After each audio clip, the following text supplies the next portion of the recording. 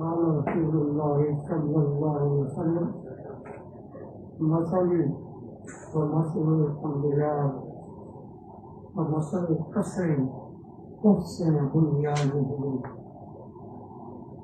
ورث منه نابغة وطاق من الزهر يتهجبون من حسن بنيانه الحديث أو كما قال صلى الله عليه وعلى آله وسلم.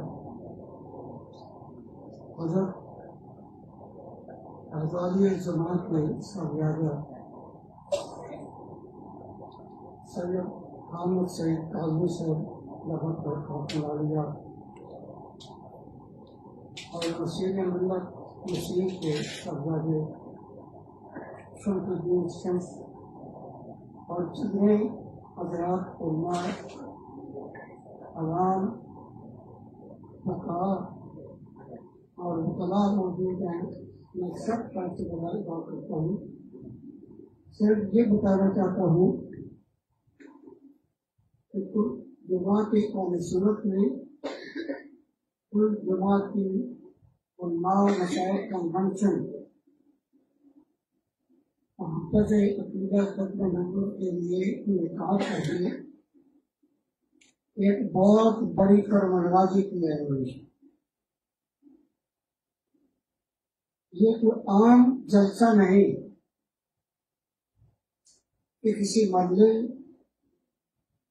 किसी जमात, किसी खानका पर कॉन्फ्रेंस हो रही है, बल्कि इसका ताल्लुक चीफ जस्टिस से है। उनको ये पैगाम देना है कि अक़ीदा ख़त्म नबुव्वत के बारे में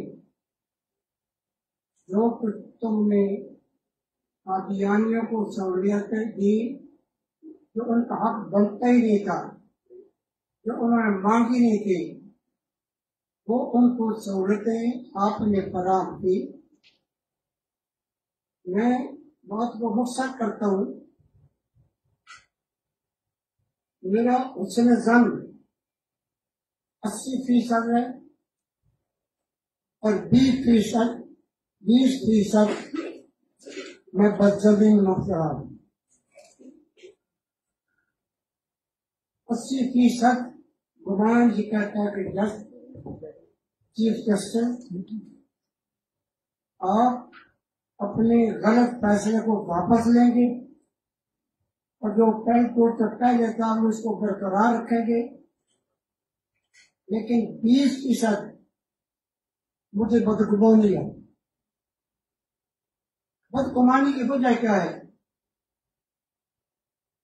कि जब चीफ जस्टिस ने फैसला किया और हर तरफ से तो मुलामत हुई, कानून दानों ने आर्टिकल लिखे, मज़ामीन लिखे, उलमा ने तकारीर की और चीफ जस्टिस की खूब दिक्कत बनाई गई। तो खुद उन्होंने कहा कि तुम इस मौके पर ये नजरसानी की अपील दायर कर सकते हो, और जज का काम नहीं कि जज कहे कि तुम नजरसानी की अपील दायर करो, खुद का खुद करता। उसने मशवरा दिया, मशवरे पर उलमाए किराम ने उस पर उलमाए किराम और मुख्तलिफ तंजीमों ने नजरसानी की अपील की, लेकिन जब जो मसला ठंडा हुआ तो सत्ता जो पेशी हुई चीफ जस्टिस का लहजा बदला हुआ। मेरा वो 20% 80% पर गालिब आ रहा है। आप मुकला को, मशाइख जान को, जान की कुर्बानियां पेश करने वालों को मैं पैगाम सुनाना चाहता हूँ कि एक तो जिस दिन समात हो आप लोगों को उस दिन हाजिर होना चाहिए इंशाअल्लाह।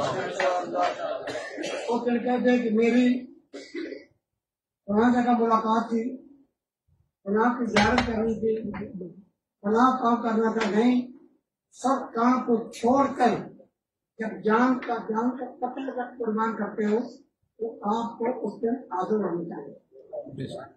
और दूसरा जो मैं तमाम जमातें उसमें जुम्मा इस्लाम है, डॉक्टर फरार है, दूसरी जमातें हैं, उससे मैं कहना चाहता हूँ कि मुझे खतरा है,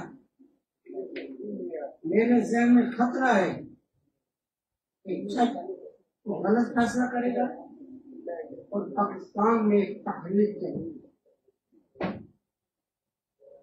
और वो तारीख पाकिस्तान उसका मुकम्मल नहीं हो सकता।